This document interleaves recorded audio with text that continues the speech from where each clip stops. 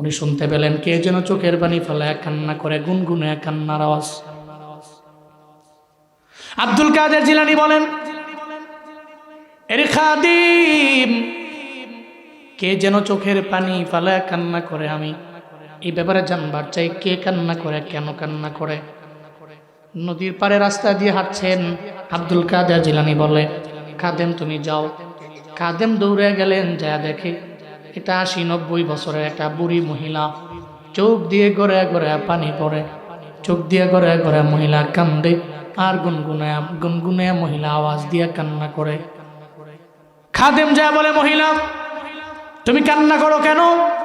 আব্দুল কাদের জিলানীর খাদিম আমাকে পাঠাইছেন তোমার দরবারে, তুমি কেন চোখ দিয়া ঘরে ঘরে তোমার কেন পানি পড়ে, কেন কান্না করো?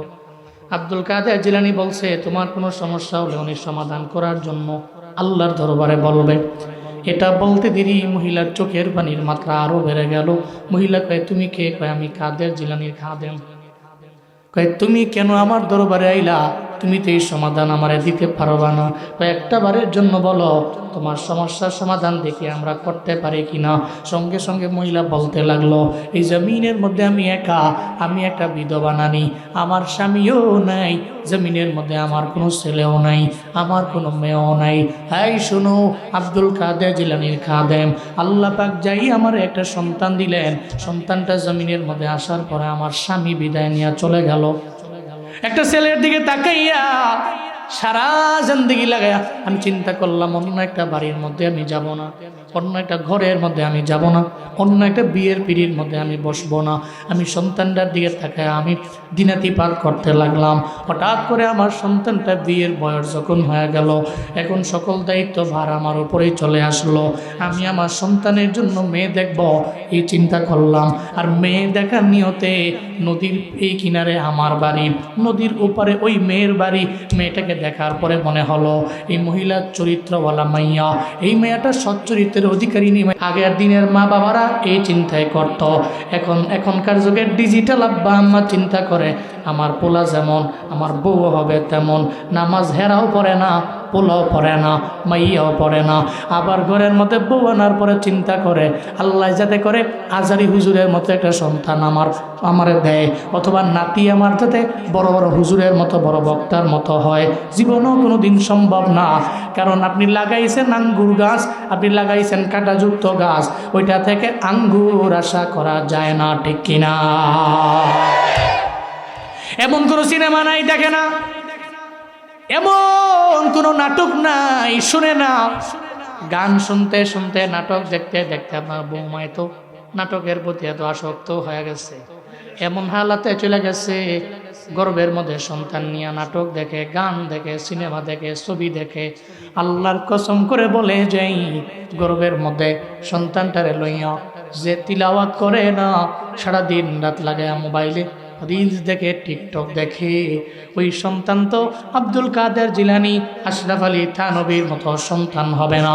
এমন সন্তান হবে ঐশীর মতো, যে জমিনের মধ্যে আইসা নিজের মা বাবারে রান্দা দিয়া কোপাবে, ঠিক কিনা? ইন্নাকা লা তাজরি মিনাশ শাওকিল ইনাবা। আরবিতে প্রবাদ আছে, কাঁটাযুক্ত গাছ লাগাইয়া কাঁটাযুক্ত গাছ থেকে আঙ্গুর ফল আশা করাটা বোকামি। জীবনও কোনো দিন এটা সম্ভব না, আপনি পাবেনও না। কিন্তু আগের দিনের মা বাবারা চিন্তা করতো আমি আমার ছেলের বিয়ে করাবো, মেয়েটা হবে ধার্মিক মেয়ে। এই চিন্তা করে উনি বলতে লাগলেন, রেখা দেব, এরপরে আমি নদীর ওপারে আমার সন্তানের জন্য একটা নারী আমি ঠিক করলাম, মেয়ে ঠিক করলাম। ওই মেয়েটাকে ঠিক করার পরে বিয়ের 3 তারিখ ঠিক হয়ে গেল রে। বিয়ের 3 তারিখ ঠিক হওয়ার পরে আমার সন্তানটা বরযাত্রী লইয়া জাহাজ দিয়া পার হইয়া ওপার চলে গেল। বিবাহ বন্ধনে আবদ্ধ হইল। বিয়া কইরা যখন আমার বৌমারে নিয়ে ঘরের মধ্যে ফিরে আসবে, নদীর ওপার থেকে যখন জাহাজের মধ্যে উঠছে, নদীর মাঝখানে আসছে, প্রত্যেকে যেন বাতাস আসলো, বাতাস আইসা উড়ে উড়ে নিয়ে চলে গেল। এবার আমার সন্তানও দুনিয়ায় নাই, আমার বৌমাও নাই, বরযাত্রীরাও নাই, সবাই তো নদীর ভিতরেই চলে গেল, পানির ভিতরে ডুবে গেল। আমারে খবর দেয় আপনার ছেলেও নাই, ছেলের বউও নাই, এমনকি বরযাত্রী একটাও নাই, সবাই তো নদীর ভিতরে ডুবে গেল। আমি চোখের পানি ফালাই বানাইয়া সারা জিন্দেগি লাগে আমার সন্তানের জন্য আমি কান্না করলাম, আমার বৌমার জন্য আমি রবের দরবারে কান্না করলাম, আগামীকাল আমার এই সন্তানের মৃত্যুবার্ষিকী, এই চিন্তা করে সন্তানের কথা স্মরণ করে আমার চোখ দিয়া গড়ে গড়ে পানি পড়ে। কারণ যে হারায় যার চলে যায় সে বোঝে, যারা হারায় না জীবনেও কোনোদিন বুঝবে না, ঠিক কিনা? হাদির মা তো হারাইছে, তো হাদির মা তো বুঝে, হাদির ওয়াইফ তো বিধবা হইছে, তো হাদির ওয়াইফ তো বুঝে কেমন স্বামী হারাইছি। জীবনে কোনোদিন তো এই ইন্টারিম জীবনে কোনোদিন এটা বুঝবে না। যদি বুঝতো তাহলে 24 ঘন্টার মধ্যে বিচার করত। যার হারায় তো সে বুঝে, যার হারায় না সে জীবনেও বুঝে না। যদি বুঝতো তো বিচার করত। কি মগা একটা বুঝ দিত, কয়েকদিন পরে পরে একটা বুঝ দে, মগা বুঝ, কি বিচার ব্যবস্থা। যদি ইসলামকে সামনে আনেন, কোরআনকে আনেন, তারের মতো সোজা হয়ে যাবে প্রত্যেকটা সন্ত্রাস, তারের মতো সোজা হয়ে যাবে প্রত্যেকটা দুর্নীতিবাজ, তারের মতো সোজা হয়ে যাবে প্রত্যেকটা টেন্ডারবাজ, ঠিক কিনা? কোরআনকে আনেন, আপনি কোরআনকে প্রায়োরিটি দেন, শুধুমাত্র আলমারির উপরে নয়, দেশের প্রত্যেকটা কোনায় কোনায় ঢুকায় দেন কোরআন। গ্রামে গঞ্জে পাড়ায় পাড়ায় মহল্লায় বিচার হবে, তারের মতো সোজা হবে সমস্ত চাঁদাবাজ আর দুর্নীতিবাজ আর টেন্ডারবাজেরা। বিচার ব্যবস্থা দেখুন, বিচার ব্যবস্থা কি কয় 5-6 ঘন্টার মধ্যে বলে চলে গেছে। কই চলে গেছে? পাগলামি নাকি এটা? এটা মোটা একটা মগাবুজ দিল আর কি। হুজুর কইলে তো হুজুর ভালো না, হুজুর বেশি হুজুর। হুজুর মানুষ খালি মাটির নিচের বয়ান করবে, আসমানের উপরে বয়ান করবে। হুজুর খালি হুজুর এই কারণেই, মান লাম ইয়ারাফ আহলা জামানিহি ফাহুয়া জাহিল। সে তার জামান সম্পর্কে জানে না, উনি আলেম কিন্তু না, বলে সে মূর্খ, কারণ সে তার বর্তমান সম্পর্কে সে জানে না। হ্যাঁ, খালি মনে করছে পৃথিবী চলছে তো এমনি চলছে, তা আমি আমার মতো চলছি, হবে না তো। উলামায়ে কেরামরা এই জাতিকে সতর্ক করবে, এটা উলামায়ে কেরামের কাজ। আল্লাহ আমাদের সব ভাইকে সঠিক বুঝ দান করেন, আরো জোরে পড়েন আমিন। আব্বা আমার খেদমতের ব্যাপারে যেমনই, কিন্তু যেই বয়ান ধরছি এই বয়ান থেকে তো হেনা যাওয়াটা কষ্ট হয়ে যাব। আচ্ছা, লাস্টে একটু কয়া যেমনই জুয়ান ফুলাবেন ইনশাআল্লাহ। হ্যাঁ, আল্লাহ কবুল করেন। সব বয়ানে গেলে খালি হুজুর আব্বা আমার বয়ান করেন, আরে কি মুসিবতে আমি আছি। আল্লাহ তো মহিলা কয় আমার তো হারাইছে, তো এই জন্য আমি কাঁদতেছি, কালকে তো মৃত্যুবার্ষিকী, এই চিন্তা করে কাঁদতেছি। তো খাদেম দৌড়ে চলে গেলেন। আব্দুল কাদের জিলানীর কাছে গিয়া বলে, মহিলা তো কান্দে, মহিলার এই সমস্যা, কালকে তার একমাত্র সন্তানের মৃত্যুবার্ষিকীর জন্য কান্না করে। মহিলার স্বামীও নাই, কোনো ছেলেও নাই, কোনো মেয়েও নাই, মহিলা এই পৃথিবীতে একা। তো আব্দুল কাদের জিলানী তো ওনারা তো নবীকে অনুসরণ করে নেওয়ালা, ওনারা তো সাহাবায়ে কেরামদের পথ মত যেটা ছিল অনুসরণ করতেন। তো আরেকজনের দুঃখে উনি নিজেও দুঃখিত হইলেন। এটাই তো প্রত্যেকটা রিয়েল মুসলিমের কাজ। প্রতিবেশী যদি কোনো ব্যথা পায়, সে ওই ব্যথায় সে নিজেও ব্যথিত হবে। কিন্তু আমার সমাজ তো এমন, বর্তমান সমাজ আপনি দেখেন, সমাজের দিকে কেউ 3 তলা বাড়ি বানাইছে, এর শত্রু বেড়ে গেছে। কেউ একটু টাকা পয়সার মালিক হয়েছে, এর শত্রু বেড়ে গেছে। চিন্তা করে আবার এমন কোথাও বলে দোকানে গিয়ে, অমুক বাড়ির ওই ব্যক্তিটা 3 তলা বাড়ি করার আগে আমার মৌত কেন হলো না। বুঝেন না বিষয়টা? এর মানে সে হিংসার আগুনে জলে পুড়ে সারকার হইয়া মনে তার পুরো ভিতরটা পুড়ে গেছে। অথচ প্রতিবেশী ভালো থাকলে আমি ভালো, প্রতিবেশী যদি ভালো থাকে, কোনো ব্যথা না পায়, আমিও ব্যথা না পাই, এটাই তো প্রত্যেকটা রিয়েল মুসলিমের কথা, এবং সেই চিন্তা নিয়ে অগ্রগামী হয়। সাহাবায়ে কেরামরা এমন ছিলেন, নিজে না খাওয়াই দিতেন। নবীজির এই গুণ ছিল। আম্মা জান খাদিজা বলেন, ইন্নাকা লাতাসিলুর রাহিম ওয়া তাহমিলুল কাল্লা ওয়া তুকসিবুল মাদুম ওয়া তুঈনু আলা মা নাওয়াইবিল হক। আল্লাহর নবী চারটা বড় বড় গুণের মাঝে চারটা বড় বড় গুণ ছিল। নাম্বার 1 গুণ ইন্নাকা লাতাসিলুর রাহিম। আমার নবী জিন্দেগিতে কোনোদিন আত্মীয়তার বন্ধন ছিন্ন করেন নাই, আত্মীয়তার বন্ধন ছিন্ন করেন নাই।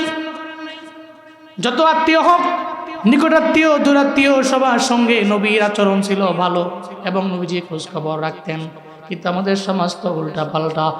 বিয়ের বাড়ির মধ্যে গেছে, বিয়ের বাড়ির মধ্যে গেছে, খালি পান নিতে মনে নাই। বেআই সাধারণ একটা ঠুনকু, এই চিন্তা নিয়ে বেআই মনে মনে কয় আমি তার সঙ্গে আর কথা বলবো না। 1.5-2 বছর কথাও কয় না। বেআইর লোকের রাগ, কের লেগে রাগ, পাওয়ার সময় নতুন বেআই কেন পান আনলো না, এই চিন্তা নিয়ে 1.5-2 বছর কথাও বলে না। এমন আত্মীয় স্বজন রাগারাগি সমাজে আছে না? না, আত্মীয়ের খবর নেয় না, লম্বা সময় কথা বলে না। চিন্তা করে ও যদি আমার সঙ্গে আগে কথা বলে তাহলে আমি বলবো। কিন্তু মদিনার নবী কয় 2 জন ব্যক্তি ঝগড়া করলো, ঝগড়া লাগলো 2 জনের মাঝে। এই 2 জনের মধ্যে উত্তম সে যে প্রথম যাইয়া সালাম দিয়া বলল, ভাই যা হয়েছে হয়েছে, চলো আমরা আবার আগের মতো হয়ে যাই। যে প্রথম বলে তার মতো উত্তম ব্যক্তি জমিনের মধ্যে কেউ হতে পারে না। চিল্লা পড়া যাবে কি সুবহানাল্লাহ। আত্মীয়তার বন্ধন বিচ্ছিন্ন করেন না। ওয়া তাহমিলুল কাল্লা, একটা ব্যক্তি ক্ষুধার্ত, আমার মায়ার নবী নিজে একা তো খাবে না, প্রতিবেশী যদি ক্ষুধার্ত হয় আমার মায়ার নবী প্রতিবেশীরে খাওয়ায়। ওয়া তুকসিবুল মাদুম, একটা ব্যক্তি মাজুর হয়ে গেল, হাত নাই পা নাই, কষ্টে তার জিন্দেগি চালায়, নবী নিজে উপার্জন করে। ওয়া তুকসিবুল মাদুম, উপার্জন কইরা নিজের উপার্জনের কিছু অ্যামাউন্ট তার কাছে নিয়ে দিয়া দেয়। বাইরে তুমি চলো, সুন্দর করে চলো। আমার নবী এমন গুণে গুণান্বিত ছিল। একটা ব্যক্তি ঝামেলায় পড়ে গেছে, হাত নাই পা নাই, কামাই করতে পারে না, নবীর উপার্জনের টাকা দিকে আজিয়া তারে দেয়। শুধু তাই না, ওয়াতুঈনু আলা মা নাওয়াইবিল হক, হকের কথা বলতে যাইয়া মানুষ ঝামেলায় পড়ে যায়, বিপদের মধ্যে পড়ে যায়, মুসিবতের মধ্যে পড়ে যায়। আমার নবী তারে ছেড়ে যায় না, বরং ব্যাকগ্রাউন্ডে গিয়া নবীজি দাঁড়ায়া যায়। নবী তার ব্যাকগ্রাউন্ডে দাঁড়াইয়া তার পক্ষে আমার নবী সাফাই গায়। যদি ঝামেলাও পড়ে যায়, ওই ঝামেলাকে আমার মায়ার নবী নিজের কাঁধে নিয়ে নেয়। কারণ হকের কথা বললে মানুষ বিপদে পড়ে, মুসিবতের মধ্যে পড়ে। আর তার ওই মুসিবতের মধ্যে ব্যাকগ্রাউন্ডে যেই বান্দা দাঁড়াইতে পারে, ওই বান্দাই তো আল্লাহর কাছে বড্ড দামি। কথা বলেন ঠিক কিনা? হকের কথা বললে ঝামেলায় পড়ে গেল, আল্লাহ নবী ব্যাকগ্রাউন্ডে গিয়া হাজির। নবী কয় জমিনের কেউ তোমার পাশে নাই, আমি নবী তোমার কাছে আসি রে। জমিনের কেউ তোমার ডানে বামে নাই, সামনে পেছনে নাই, কিন্তু আমি নবী তো তোমার ব্যাকগ্রাউন্ডে দাঁড়ায় গেলাম। নবী তো এই গুণে গুণান্বিত ছিল, এই জন্য জীবনও কোনো দিন আপনার ডানে বামে সামনে পেছনে আপনার বাড়ির প্রতিবেশী যারা আছে, যারা চলতে পারে না, খাইতে পারে না, কষ্টে চলে, এদের ব্যথায় আপনি হাসবেন না, এদের ব্যথায় আপনি নিজেও ব্যথিত হবেন। এই জন্য বলা হয় অন্যের বিপদে খুশি হইও না, ওই বিপদও একদিন তোমার ঘাড়ের উপরে পড়তে পারে কি পারে না। অন্যের বিপদে খুশি হওয়া যাবে না। অন্য একজন ব্যক্তি ঝামেলায় পড়লো, এই চিন্তা করা যাবে না সে ঝামেলায় পড়লো, আমি জীবনে কোনোদিন ঝামেলায় পড়ব না। এই চিন্তা করে ওই ব্যক্তির উপরে আপনি ক্রোধ ঝাড়তে পারেন না, রাগ ঝাড়তে পারেন না, আপনি তাকে হেল্প করবেন না, এই মানসিকতা আপনি লালন করতে পারেন না। হাসরের ময়দানে সহিহ মুসলিমের বর্ণনা, হাসরের ময়দানে আল্লাহ পাক অনেক ধনী বান্দারে আল্লাহ পাক বলবে, এই আমার ধনী বান্দা, তুমি দুনিয়ার জমিনে তুমি আমারে কেন খাওয়াও নাই? তুমি আমারে কেন খাওয়াও নাই? ও বান্দা অবাক হয়ে যাবে, মালিক আপনার তো খানা নাই, আপনার তো ঘুম নাই, নিদ্রা নাই, তন্দ্রা নাই, আপনার পরিচয় জানছি, আপনার পরিচয় শুনছি, মাওলা রে আপনার খানাও নাই, তন্দ্রাও নাই, নিদ্রাও নাই, কিন্তু আপনি বলতেছেন কেন আমারে খাওয়াও নাই? আল্লাহ কয় বান্দা রে আমারে খাওয়াও নাই আর মানে হলো জমিনের মধ্যে আমার কিছু এমন বান্দা ছিল, সকালবেলা পাইলে দুপুরে পায় নাই, দুপুরে পাইলে রাতে পায় নাই, এরা এমন হয়ে গেছে এদের সন্তানদের মুখের মধ্যে হাসি ফোটানোর জন্য সকাল থেকে বের হয়ে সন্ধ্যা পর্যন্ত মানুষের দ্বারে দ্বারে ঘুরছে, ভিক্ষা করছে। তোমার একজন প্রতিবেশী ভিখারিও ছিল, তুমি তো বছরে বছরে হজে গেলা, বছরে বছরে তুমি ওমরায় চলে গেলা, তুমি চিন্তা করলা এই জমিনের মধ্যে আমি মনে হয় বড় হাজি সাহেব, বড় ওমরা করনেওয়ালা, কিন্তু পাশের বাড়ির প্রতিবেশীটা না খায়া দুঃখে দুঃখে মারা গেল, তুমি একটা বারও খোঁজ নিলা না। তুমি সুদি লেনদেন কইরা বড় লোক হইছ, ঘুষ খায়া তুমি বড় লোক হইছ, ডান বামের প্রতিবেশীর খবর নেও নাই, এর মানে তুমি আমি আল্লাহরে খাওয়াও নাই। আল্লাহ দিন তার প্রতি রাগান্বিত হয়ে যাবে। এই জন্য প্রতিবেশীর হক আদায় করার দরকার আছে না? না, আল্লাহ করার তৌফিক দান করেন, সকলে পড়েন আমিন। সমাজের বহু লোক আছে সুদখোর, বিল্ডিং বানাইছে 5-6 তালা, ডান বামে প্রতিবেশী না খায়া মরে। ও রমজান মাস আসলে ওমরায় হজে যায়, কিন্তু প্রতিবেশীর খবর নেয় না। রমজানে আসলে যাকাত দেয়, এমন যাকাত দেয়, এমন লুঙ্গি কিনে, এক সপ্তাহ লুঙ্গি ফললে হঠাৎ করে কোনো একটা রাস্তার কিনারে যায় প্রস্তাব করতে বইছে, লুঙ্গি ঠাস করে ছিঁড়ে গেছে। যাকাত দিছে না মজা করছে? এরকম বহুত লোক আছে একেবারে নর্মাল। চিন্তা করে দরকার নাই কোয়ালিটি, দরকার কোয়ান্টিটি। সংখ্যা বাড়াও, কার্ড দাও আমার নামে, এলাকায় ছড়িয়ে দাও, মানুষকে জানাও আমার নামের আগে পিছনে লাগাক বিশিষ্ট দানবীর সমাজ সেবক, মানুষ লাগাক।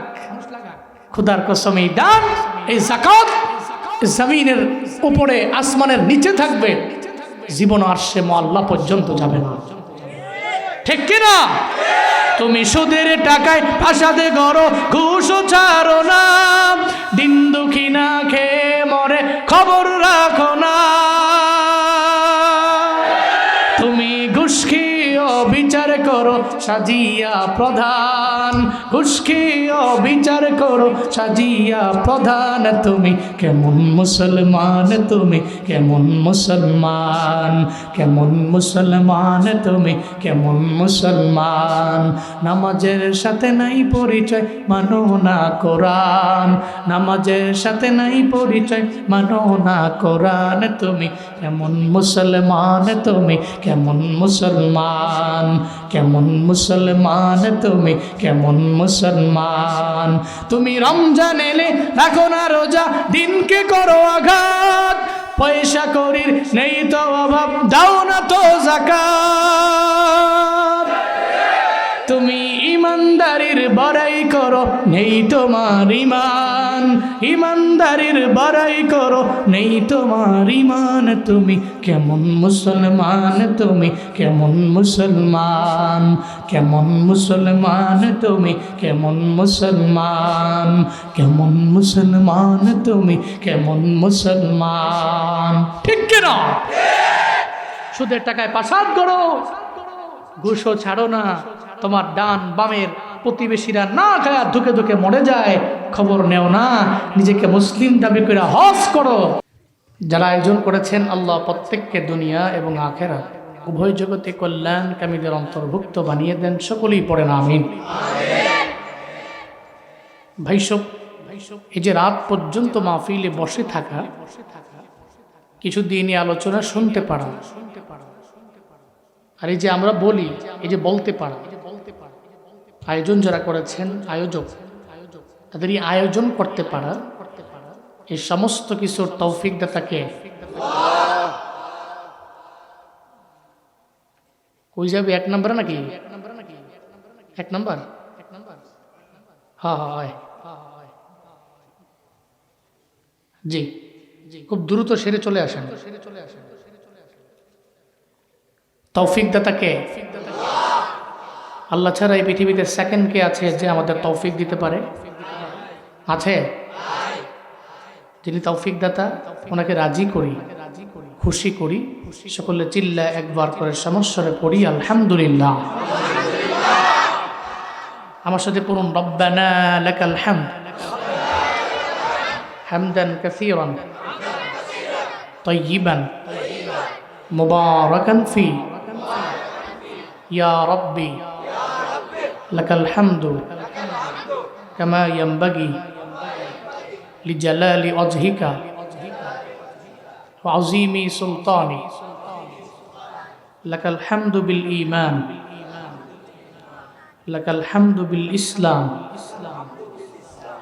লাকাল হামদু বিল কুরআন আমরা আমাদের জীবনে তিনটা ইম্পর্টেন্ট বিষয় দিয়ে প্রশংসা করলাম কার? নাম্বার 1 ঈমান, নাম্বার 2 ইসলাম, নাম্বার 3 কোরআন। এই তিনটা বিষয় আমাদের জীবনে গুরুত্বপূর্ণ, কম না বেশি? কেমন বেশি? সারা দুনিয়ার সমস্ত সম্পত্তি যদি একটা পাল্লায় দেয়, আর একটা পাল্লায় যদি হযরত বিলাল রাদিয়াল্লাহু আনহুর ঈমানটাকে দেয়, সারা দুনিয়ার সমস্ত সম্পত্তির পাল্লাটা হালকা হয়ে যাবে। বিলাল রাদিয়াল্লাহু আনহুর আহাদ শব্দের ভারতের ওজনে ওই পাল্লাটা ভারী হয়ে যাবে। এই জন্য মুমিনের কাছে ঈমান দামি, মুসলিমের কাছে ইসলাম দামি, প্রত্যেকটা মুসলিমের কাছে কোরআন দামি। এই যে আপনারা যারা এখানে বসে আছেন, আপনাদের সামনে যদি সারা দুনিয়ার সমস্ত বই যদি আমি আপনার কাছে দেই, দামি দামি বই, বড় সম্মানিত ভারী এলিমওয়ালা ব্যক্তির লিখিত কিতাব যদি আমি আপনার সামনে উপস্থাপন করি, আর যদি আর ফাঁকে আমি কোরআনটাকে দিয়ে দিই, যদি বলি যে টেবিলে সাজান, আপনি কিভাবে সাজাবেন? পৃথিবীর সমস্ত বইগুলোকে নিচে দিয়া আপনি কোরআনটাকে উপরে দিবেন, ঠিক কিনা? এই যে কোরআনটাকে উপরে দিয়েছেন কেন? আপনার কাছে কোরআন বড় দামি। এই জন্য ইন ফিউচারে শুধুমাত্র কোরআনকে সাজাতে গিয়ে অনেকগুলো বইয়ের উপরে কোরআনকে দিলাম, কোরআনের হক পরিপূর্ণ আদায় হয়েছে বলে বিবেচিত করা এটা বোকার স্বর্গে বসবাস করার শামিল। বরং চিন্তা করতে হবে, কোরআনকে যে সম্মান দিয়ে আমি পৃথিবীর সমস্ত বইয়ের উপরে রেখেছি, এই কোরআন আমার দেশের সর্বোচ্চ স্থান সংসদেও পাঠাতে হবে, ঠিক কিনা? শুধুমাত্র পৃথিবীর সমস্ত এক্সপেন্সিভ বুকসের উপরে আমি কোরআনটাকে রাখলাম, কোরআনের হক সম্পূর্ণ আদায় হয়নি। বরং কোরআন দিয়ে আমার সমাজ চলবে, কোরআন দিয়ে আমার পাড়া মহল্লা চলবে, কোরআন দিয়ে উপজেলা চলবে, কোরআন দিয়ে দেশ চলবে, সংসদে কোরআন দিয়ে আইন পাশ হবে। তেলে কোরআনের হক সম্পূর্ণ আদায় হয়েছে বলে বিবেচিত হবে। আমরা কোরআনকে সম্মান করি, ওই যে সম্মানটা করি টেবিলে রাখছি তো উপরে রাখছি।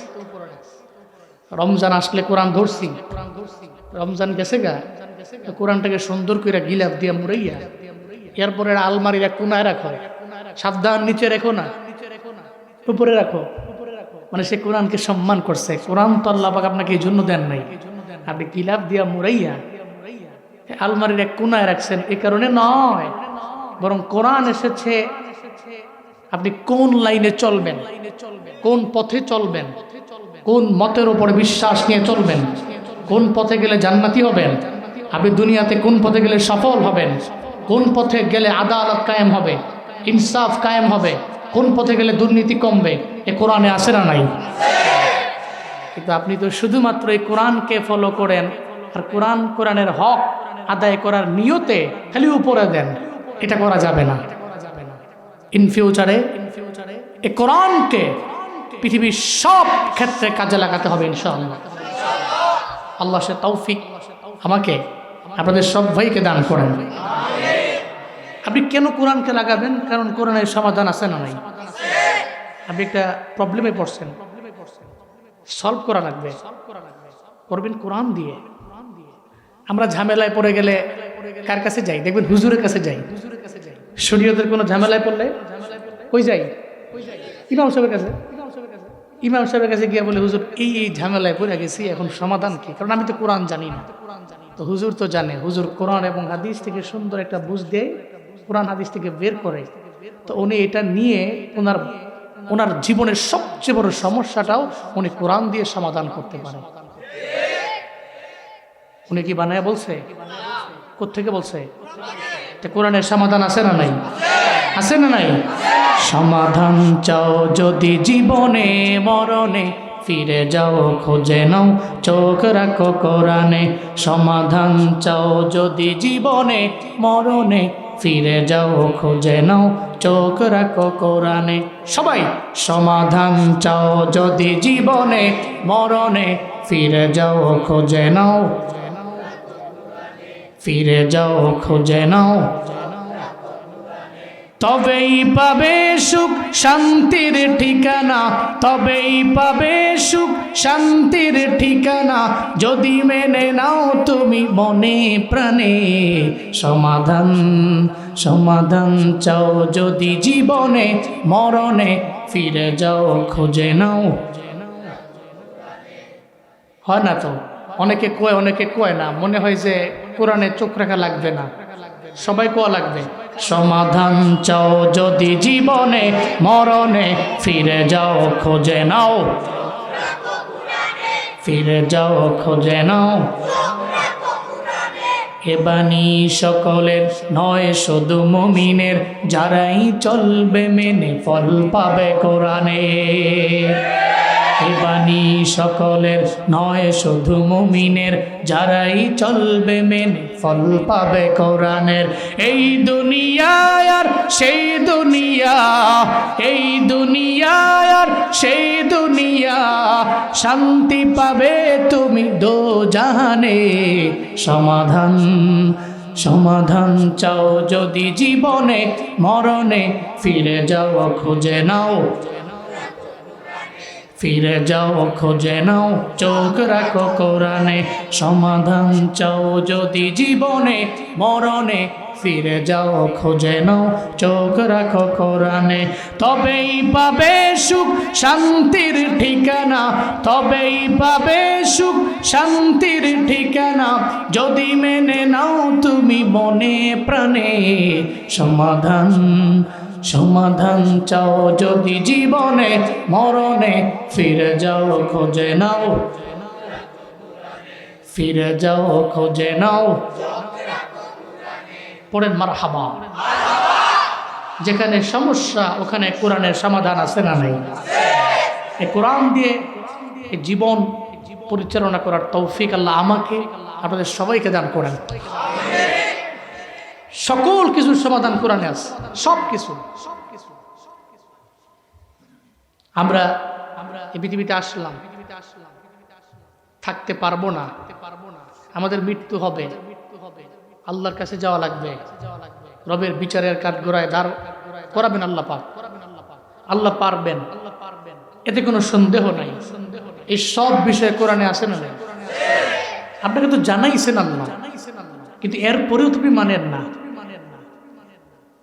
আপনি কি ছিলেন আল্লাহ কি বানাইলেন আপনি কই যাবেন গন্তব্য কই ছিলেন কোথায় বর্তমানে আছেন কই কোরআনে আছে কাইফা তাকফুরুনা বিল্লাহি ওয়া কুনতুম আমওয়াতান ফাহিয়াকুম সুম্মা ইউমীতুকুম সুম্মা ইউহয়ীকুম সুম্মা ইলাইহি তুরজাউন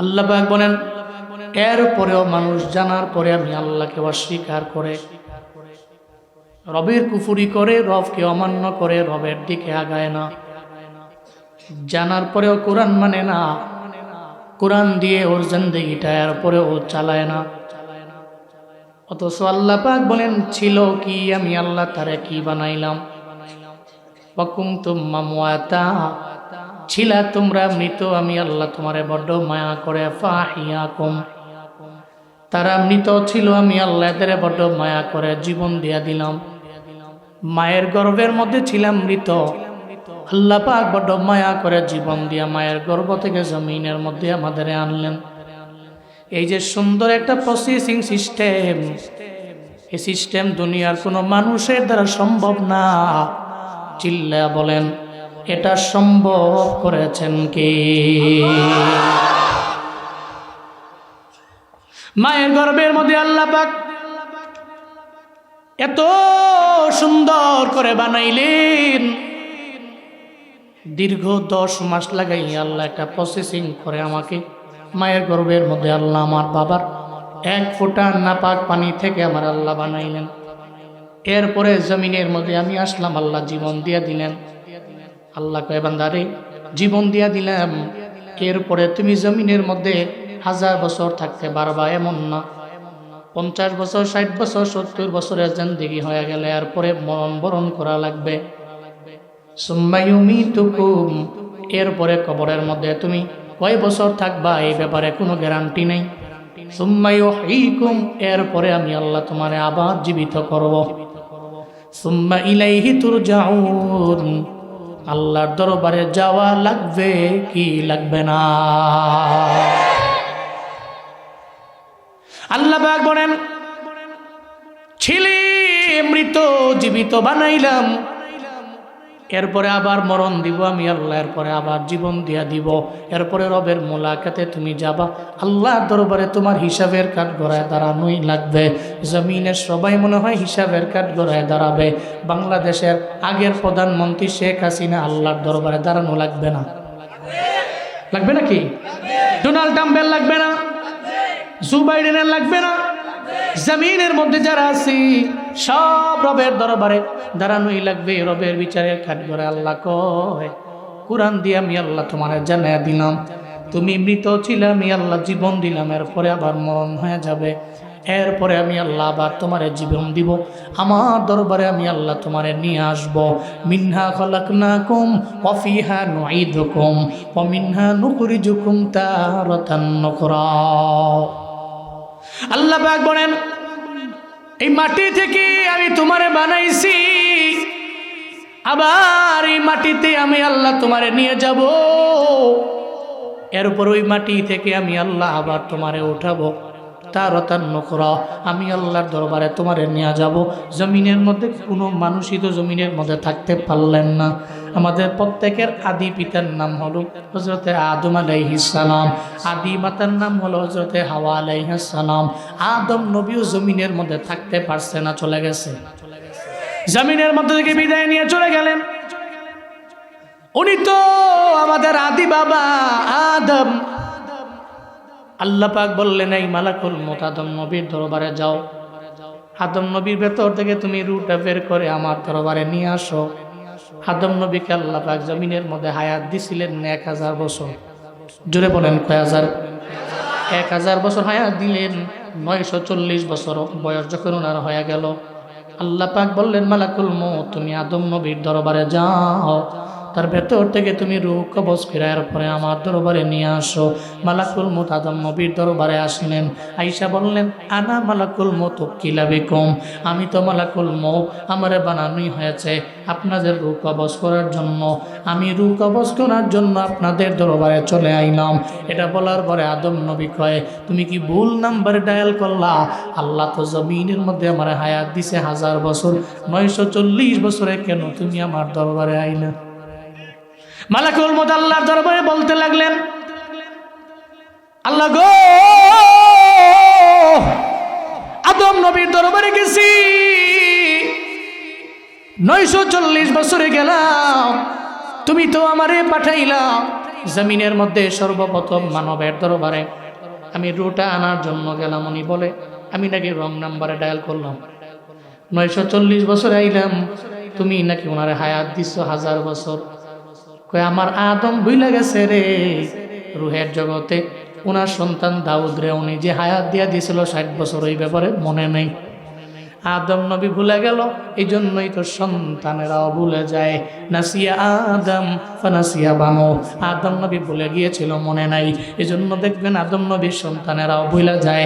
সারা জিন্দেগি লাগে বন্ধুরে খাওয়াইল, এবার বন্ধুয়ে হঠাৎ করে একদিন খাওয়াইতে পারে না। বন্ধু বন্ধুর সাথে বন্ধুর গলার মধ্যে ছুরি লাগাইতেও দেরি করে না। ভাই কিরে বন্ধু, আমি তো তোরে এত বছর লাগাই খাওয়াইলাম, হোটেলে গেলে আমি বিল দিলাম, কোথাও গেলে ভাড়াও তো আমি দিলাম, বন্ধু তোর সাথে আমার এত মায়ার সম্পর্ক, তুই আমার গলায় ছুরি লাগাইতে পারো না? বন্ধু কয়, গলার নিচে নাইমা গেলে আদম সন্তানের আর মনে থাকে না, ঠিক কিনা? বড় ভাই পরিশ্রম করলো, টানা 30 বছর লাগাইয়া মেজো ভাই ছোট ভাই সবাই মিল্লা খাওয়াইলো, ঘরের মধ্যে একটাও ইনকাম করে না। বড় ভাই পরিশ্রম করে কষ্ট করে ঘাম ঝরা আব্বা আম্মারে লয়া পরিবার লয়া অ্যাকাউন্ট করে না, ব্যাংক ব্যালেন্স করে না, টাকা জমায় না, কষ্ট কইরা কইরা সবাই লয়া বড় ভাই চালায়। কিন্তু যখন বড় ভাইয়ের সময় খারাপ হয়, মেজো ভাই তো আর বড় ভাইরে দেখতে পারে না, খোঁজও নেয় না, ছোট ভাইও খোঁজও নেয় না। এমনকি বহু ডাকাত আব্বা আম্মা আছে, নিজের বড় ছেলেরা এত প্রায়োরিটি দেয় না। এই সমাজের মধ্যে এমন আছে, গলার নিচে নাইমা গেলে আর কারো কথা মনে রাখে না। তবে আদম নবী ভুলে গেলেন অন্য ব্যাপারে। আদম সন্তান ভুলে যায়, অন্য ব্যাপারে ভুলে যায়। আদম নবী ভুলে গেলেন মরণের কথা, উনি ভুলে গেলেন 60 বছর দেওয়ার ব্যাপারে উনি ভুলে গেলেন। 60 বছর যে দিয়েছিলেন, আল্লাহ কয় আই আদম নবী তো ভুলে গেল, আমার আদম নবী ভুলে গেছে, অসুবিধা নাই, আমি আল্লাহ ওনারে হায়াত দিয়ে দিলাম আরো 60 বছর, 940 বছরে তুমি গেলা, মানে 1000 বছর পার হয়েছে তুমি গেলা, আমি আল্লাহ আদম নবীকে আরো 60 বছর বাড়াইয়া দিলাম। এরপরে যখন 1060 বছর ওনার হয়ে গেল, আল্লাহ কয় ও মালাকুল মউত, এখন তো আর দেরি করা যাবে না, এখন আদম নবীর দরবারে যাও। আদম নবীর দরবারে গেলেন, আদম নবীর রূহটাকে বের করে নিয়ে চইলা গেছে। সুনামগঞ্জের মুসলমান আমায় বলেন না রে বাপ, আদম নবী যে বিদায় নিয়ে চলে গেলেন, জমিনের মধ্যে থাকতে পারছেন? জমিনের মধ্যে থাকা যায় না। বিদায় নিয়ে চলে গেলেন সবার আদি পিতা আদম, উনি যেহেতু বিদায় নিয়ে চলে গেলেন, এত লম্বা ছিলেন, এরপরও তো জমিনের মধ্যে থাকতে পারেন নাই। শরীরের শক্তি সামর্থ্য ছিল অনেক, এরপরও জমিনের মধ্যে থাকতে পারে নাই। শুধুমাত্র একটা পায়ের ছাপ, আদম নবীর পায়ের ছাপ, সম্ভবত অনেকে বলে শ্রীলঙ্কার ওই পাহাড়ের উপরের যে পায়ের ছাপ, ওইটা আদম নবীর পায়ের ছাপ, এটা অনেকে বলে, কনফার্ম না। তবে ঐতিহাসিক ইবনে বতুতা সে বলে আদম নবীর বডির যে সাইজ ছিল, ওই হিসাবে হিসাব করলে এটা ওনারই পায়ের ছাপ মনে হয়। আল্লাহর মেহেরবানি, আমি মনে উঠছি ওই পাহাড়ের উপরে গিয়া ওই পায়ের ছাপ দেখছি। আলহামদুলিল্লাহ পড়েন। এটা অহংকার না, অহংকার করার জন্য কেউ উঠেও না। 16,000 সিঁড়ি বায়ে উঠছি, আবার 16,000 সিঁড়ি বায়ে নামছে। কত হাজার? 1600। তো 16,000 সিঁড়ি মনে হয় 3 তলা। 16,000 সিঁড়ি বায়ে উঠা আবার নামা, আপনি খামখেয়ালি মনে করেন না, আমি শুধু সহজে বলে ফেলছি। সুবহানাল্লাহ, 6 ঘন্টা লাগে খালি উঠছি, 4 ঘন্টা লাগে নামছি। আমার সঙ্গে এই যে আমাদের রায়হান ছিল, আমরা 2 জন মিলে উঠছি। তা ও তো চিকন, ও লাভ দেখালে উঠা যায়, আমি তো মোটা মানুষ, একটু পরে পরে হাঁপায়া যাই, হ্যাঁ খালি আমার তশকিল করে ওটা, বুঝেন নাই? ওই যে এক লগে থাকলে যেমন কয় না, মোড়া, মোড়ার ঘরে মোড়া, কয় কিরে মোড়া, তোমরা মোটা কইছ। জুয়ানরা খালি হাসে, ওরা তো জানে, ও দেখছে মনে হয়। একজনে খালি মোড়া কইছে, হেতে দুইয়া লাইছে, কে মোড়া কইছ। তো ওখানে উঠছি, আদম নবীর পা দেখার সুযোগ হয়েছে। যদি ইবনে বতুতা যা বলছেন সঠিক হয়ে থাকে, তিনি ওনার পা কত লম্বা ছিলেন, কি বড় পা। জমিনে প্রথম নামলেন, থাকতে পারলেন না, বিদায় নিলেন। জুনায়েদুল হাবিবের খবর আছে? আপনার খবর আছে? থাকতে পারবেন দুনিয়ায়? তবে কোন সময় মরবেন জানা আছে? আছে নাকি? তো যদি জানা না থাকে, তো এখন থেকেই তো আমল। আর আল্লাহ তো আপনাকে মরার পরে, মৃত্যুবরণের পরে আল্লাহ আপনাকে উঠাইয়া আল্লাহর বিচারের কাঠগড়ায় নিবে, এটা তো কোরআন সাক্ষী।